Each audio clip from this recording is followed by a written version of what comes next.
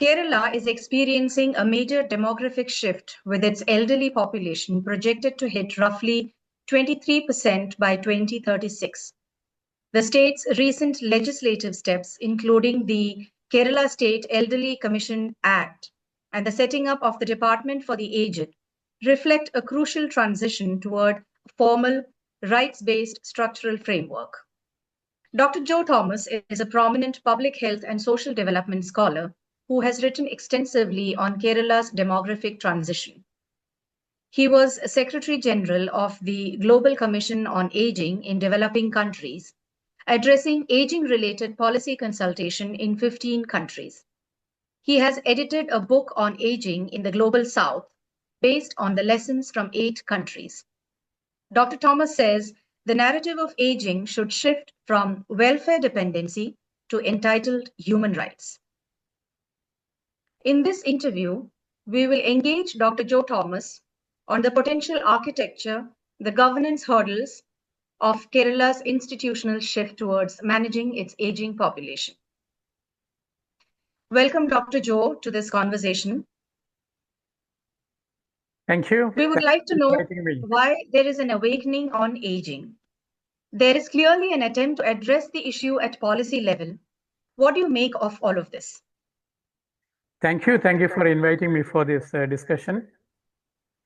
Kerala government has constituted a new Department of Aging, and that is something extremely new and a new direction in the national policy towards aging population in India. So this needs to be looked at from a different perspective. One is from a sheer demographic number. When you look at the demographic profile of aging population at the national level, that's approximately 11 to 12% of the population are 60 plus. Whereas we look at Kerala, the population of 60 plus is almost 22%. And it is projected to go up to 30 by 2036. And also the life expectancy of Kerala is almost 75, whereas the national expectancy is only 70. Then again, another dynamics of the gender difference is coming up. There are higher life expectancy of women in Kerala, that is about 78. So there is a demographic shift is coming up, particularly to the Kerala population, which forced the Kerala society and Kerala government to act and respond to this particular demographic phenomena. And I congratulate for that, because no other state is forced to or thought about moving that towards direction. This has got two implications. One is on a national implication as well as a global implication. The national implication is that Kerala may lead a aging response model based on the data evidence and the administrative experience Kerala may gain. So this is one of the gain. And the national level, Kerala model for responding to age may be the national model. And globally also, very few global South countries or developing countries manage to address the aging population and aging response in the context of the global South. And I'm emphasizing the experience of the global South because the aging related response and aging related challenges in the global South and the global North are different. And the philosophy is different, the response is different because of various reasons. One major reason is that the resource base of the developing countries is not at par with developing countries. So the developed countries model may not be able to implement as it is in the developed country point of view. See, for example, there's a Chinese saying, the society is becoming old before the society is rich. Means the society is not rich enough to take care of the concerns of the aging population.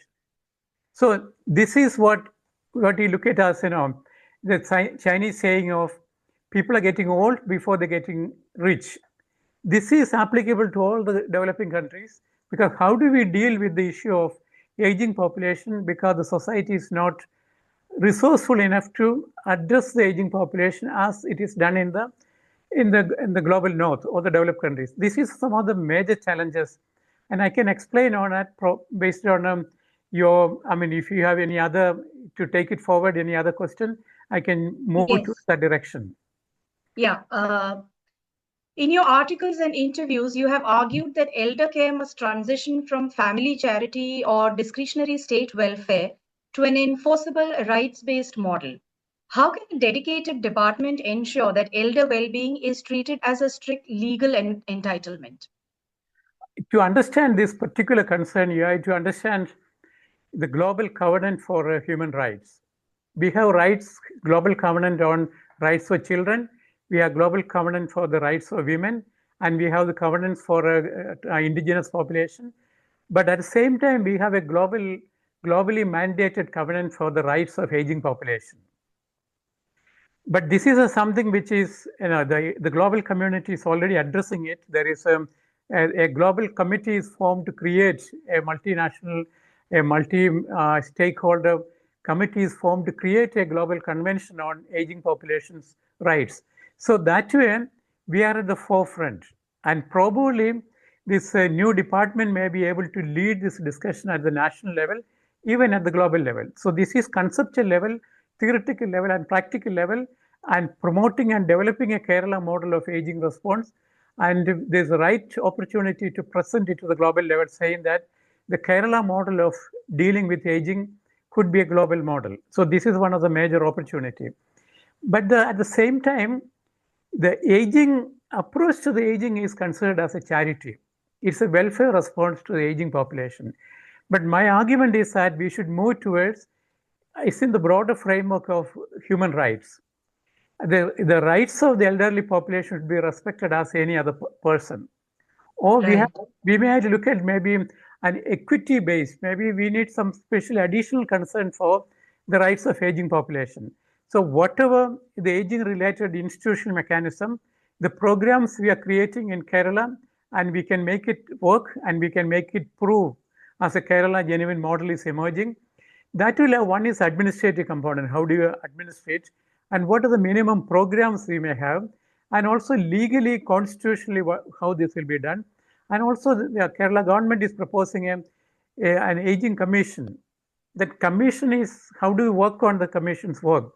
See, for example, we are not proposing to create a parallel healthcare system for the whole population. The commission and the entire ministry's work is to act as an advocate to ensure the rights of the aging population. Within the right, we might look at the gender, the aging population, women who are going to outlive men. And their issues, how are you going to deal with? And one of the main issues what we're noticing in the Kerala data is more women are outliving men, but their quality of life is going to suffer. Probably 75, 80 onwards, their quality of life is suffer. And also when we look at the dementia, there are more women are subjected to or more vulnerable towards dementia. So these are some of the preliminary observation I have about the new initiative Kerala government is taking. And I would say the new opportunities are coming from the Kerala context. Okay. How can this new administrative department maintain distinct enforcement ability without becoming just another passive advisory layer over the existing social justice department? So this is what I said in the Kerala model of implementing aged rights for aging population and facilitating an active, healthy aging population. And maybe one of the challenge, the slogan for Kerala could be the first age-friendly society, age-friendly state in India. So this could be one of our goal and objective of Kerala aging response. So when you look at it, that this requires certain administrative component as well. The main implementing partner is at the grassroots level, maybe at the panchayat level. So that's what we are thinking about. Each panchayat should have their own minimum program of action. And probably they should begin with each panchayat should have an elderly welfare officer. And he or she should be responsible for the aging related activities in the panchayat or promoting age-friendly panchayat in Kerala is a responsibility of this officer with the support of the panchayat administration. And also what you remember is that there are 741 panchayat in Kerala. So the backbone could be the 741 aging welfare officer could be the focal point of how do you promote aging. And, and the panchayat level again, I would also say that the panchayat level work plan should be developed for the aging population. So then we may be able to make certain changes. And the state level, the state aging commission and the aging ministry, they have to set broader parameters. How this will be implemented at the panchayat, and also at the corporation level, municipal corporation. So this is the broader administrative focus under the overall guidance of the ministry and the overall guidance of the Commission for Aging. So this is my overall recommendation. But we can come out of the detailed work plan for a panchayat and the state level. Within 1 year, we'll have we may have to change or shift our discussion about aging. Because generally in the Kerala context, the retirement age is equated as when you begin the aging. This discourse need to be changed. Retirement for work and aging, these are two different phenomena. And also this is an administrative phenomenon when you retire from certain age, but the cognitive capacity may be intact for the person who administratively retired. And for doing that, probably we had to look at our laws related with work. Because the work is not 9 to 5, work is not Monday to Friday. An aging person may work for 2 days in a week, couple of hours in a day. But still that person should be considered as working person. And why this is important? When you look at the aging, one of the key strategies for promoting healthy aging is promoting social connection. And you may be surprised to know that the quality of aging person is linked with that person's social connection.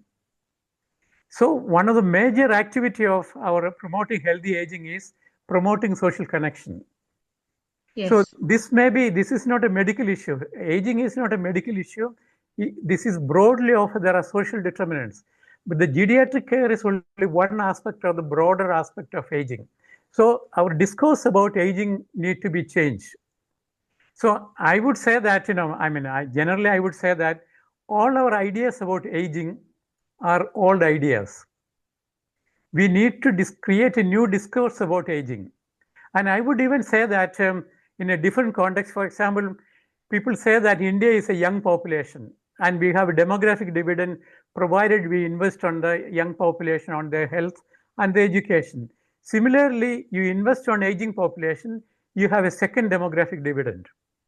There is a significant social, economic and political benefit of investing in the aging population because there are young old and middle-aged old and old or super old.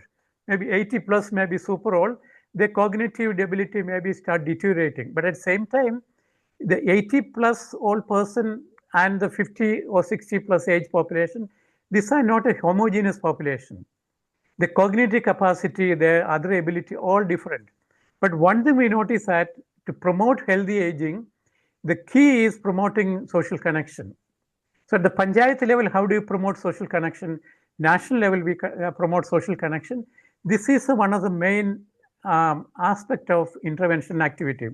Second is about access to primary care and primary health. Primary care, I'm focusing on preventive intervention, whereas primary care is providing care and support. So primary health, access to primary health, as well as access to primary health care. Because aging population, and I mentioned about the 741 panchayat, all the aging population, they should be able to access their healthcare needs at the community health center. And community health center may have a minimum 30-bed hospital and maybe 1 or 2 person may be able to admit on a day care basis, on 1 or 2 day care basis. So we need to strengthen our primary care and primary healthcare system and primary health system to accommodate the health concern of the aging population. So one is we may look at the legal provision of the definition of aging that need to be changed. We need to change your discourse about aging, who is aging, at what stage you are going to age. And the third is about administrative support at the panchayat level. And again, we may look at, the aging people, how do you actively engage them in their activities? For example, a person administratively retired may be able to provide a couple of hours job as an advisory basis to the position they retired from. And again, supporting the aging community, their association, is another way of supporting and promoting their social connection, which lead towards a healthy aging. So in a nutshell, Kerala is getting a new opportunity to explore and develop a new aging model, aging response model, and which we can present it globally. And also we can lead the debate about the aging related right covenant at the global level. So this is opportunity which is there for in Kerala. Right. So what you're saying is that we are sitting on another big opportunity there, and that it's another opportunity for a paradigm shift as far as aging and related concerns. Nationally and globally, there is still no binding treaty explicitly devoted to the rights of older persons. Given this lack of a global standard, what legal benchmark should Kerala use to measure the department's success? See, one is what I mentioned, that the aging response should be based on the rights. See, for example, a person's access to healthcare as a right is to what extent it is adhered to. And also, when we did some of the survey in the aging concerns in some of the panchayat in Kannur, and we surprisingly discovered that about 10% of the population, their fear is fear of violence. And they genuinely they're getting worried about the violence from the community. And so maybe addressing the fear of violence through maybe personal safety, and there are various ways we can come out to say the personal safety. One is a neighborhood watch. If suppose somebody is staying all by themselves, and institutional care and community-based care and home-based care. These are the different models are coming. And each model, one of the component will be safety of the person is ensured. And the community level, the routine police beat, we could say that they will also look at the elderly population person who is living alone. They will be under the scrutiny, under the support of the beat police. And also you can create a panchayat level and local level, the younger age population, 60 plus 65, or aging population at the same time they're healthy. They may be able to be supported as volunteers to take care of the senior aged population, 70, or the people who are bedridden, or the people who need the palliative care. And the palliative care support is already there is a system is evolving, and this is parallel to palliative care. And again, when you look at the care model, developed countries, this care is what we call a disengagement theory. If they're physically not well off, you disengage with that person and they remove that person from the society. And you keep that person in institution basis. But the developed countries, the value of an elderly person is different from disengagement to engagement. Even at the older age, an elderly person is actively engaged with society. As an elderly person's rights, elderly person's the person enjoys certain level of social respect. This is unique for the developing countries. So the aged response, aged care in the context of developed countries and in the context of Kerala will be a combination of home-based care, community-based care, institutionalized care, and different forms of institutionalized care and palliative care. So this spectrum should be evolved. And also I looked at that we have about 500 plus old age homes in Kerala. And that institution-wise, that's only a fragment of the institutionalization need of elderly population in Kerala. So we may be able to find out how do we address the aged care support need. And also, most of the aged care homes in Kerala, the workforce work on a charity base. But aged care is a professional, as a profession, and they need to be trained because you need a professional expertise to understand the difference between dementia-related, what they call it as aging populations, a tantrum. But this is actually, most of the time, this is a reflection of their dementia. So the understanding, diagnosing dementia and dealing with it, that requires certain level of professionalism among the caretakers. So one of the Ministry of Aging Population in Kerala or the Aging Commissioner's work is, it should be mandatory that all the aged care worker in Kerala must be professionally qualified. Right. And that professional qualification should be endorsed by the Kerala state. So, for example, end of the first year, they should have a minimum level of quality of training for the elderly care, a quality assured training for the care provider of the aging population in Kerala. This is the one. And second, all the aged institutions should be mandatorily employing people who are qualified and trained in aged care. Then again, we may come out with the minimum quality of care for the elderly homes. Even we might look at the architectural design of the aged homes, because I have had opportunity to visit many aged homes in Kerala. They're just another house.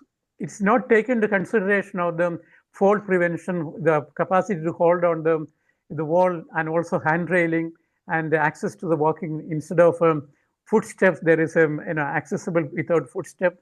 So even the architecture of the aged care homes in Kerala should be recovered. I mean, redesigned and reallocated. So in nutshell, we need to have a professional level of aged care in Kerala.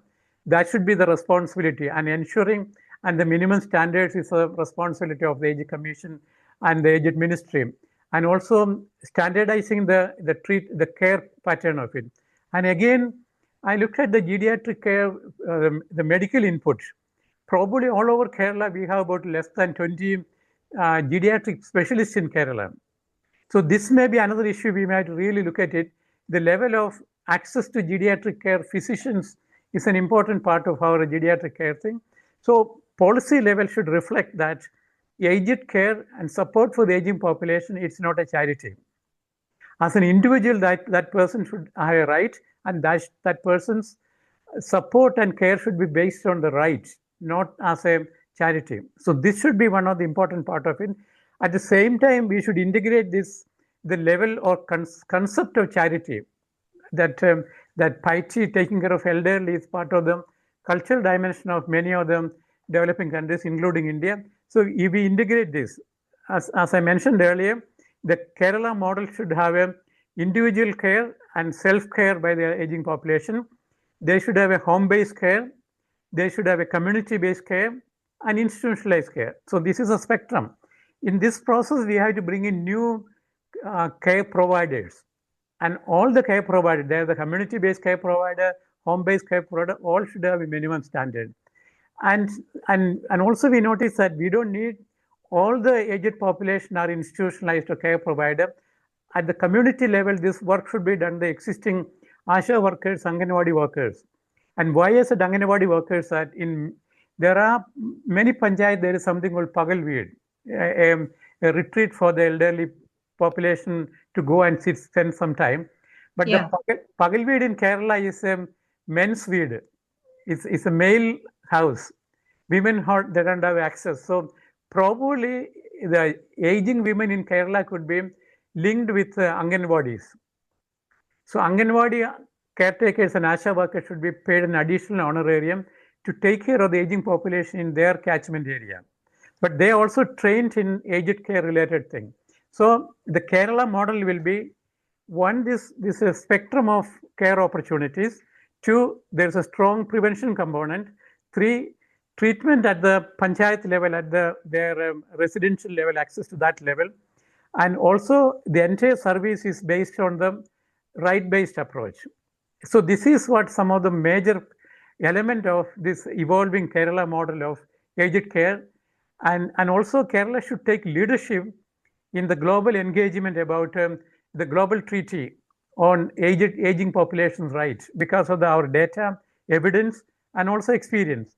And since I mentioned about the data, I just want to elaborate on that. I mentioned about the difference in aggregated data. The aggregated data national level is at 12%. But we look at the aggregated data of state-wise aggregated data, we can see that Kerala 18.7% is the Kerala. That's one of the highest aging population among other states. But when we look at the aging population in the district level, for example, take the case of Pathanamthitta, it goes up to 28%. But take some of the ward and panchayats, and some of the ward we notice that 35% of the population is 60 plus. So the data access and the data-based policy making has got a serious lacuna.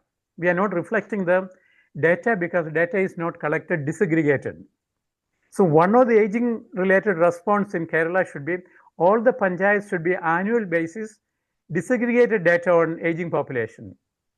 And the panchayat level aging policy should be based on the disaggregated aging policy from aging data from the panchayat level. So data disaggregation is important aspect of the response to the aging population in Kerala. So this is an opportunity for a holistic process to be developed, for benchmarks to be developed, and for looking at aging from a holistic perspective. So my next question is, therefore, ageism drastically impacts older individuals' access to employment, healthcare, and digital resources.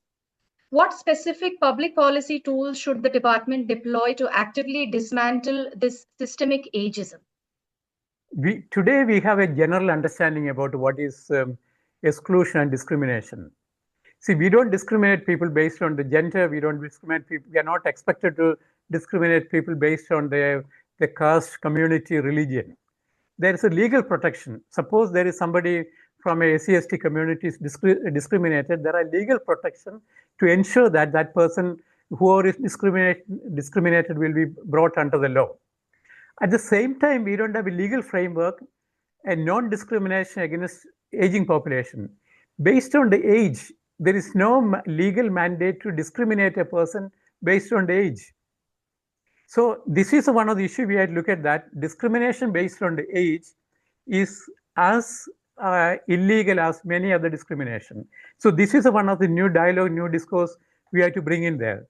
And this will have an implication on that. When you say that age is not a discriminatory factor, the age-wise advertisement of the post, employment post, it needs to be challenged, because the capacity of person is not based on a numerical age. It should be based on the cognitive capacity. We can say that a person will be subjected to a cognitive test. That is allowed, but not necessarily because that person is 55, that person is not allowed to apply for certain posts. This needs to be changed. And people may say that this will not create any imbalance among the unemployed youth. If you look at carefully, unemployment and aging and the retirement, there is no clear connection. These are the political dialogue. Politically, we say that the employment and retirement should be based on 60, 65, whatever age. That varies from department to department and context to context. That's a big paradigm shift you're talking about. Exactly. And discrimination based on the age as a number need to be challenged. Like other discrimination based on the issue of a caste, class, community. And there are strong laws which is binding, which is challenging the discrimination. The age as a number, as a criteria for discrimination need to be challenged. This should be one of the major contribution of the Aging Commission and the Aging Ministry in Kerala. This is a very controversial issue. This needs to be challenged. This needs to be debated. We have to look at what are the implications. One of the important issues is that we need to reform our legal framework. In the legal framework, we have to bring in very clearly saying that discrimination based on the age is illegal. So this is one of the major shifts we are proposing.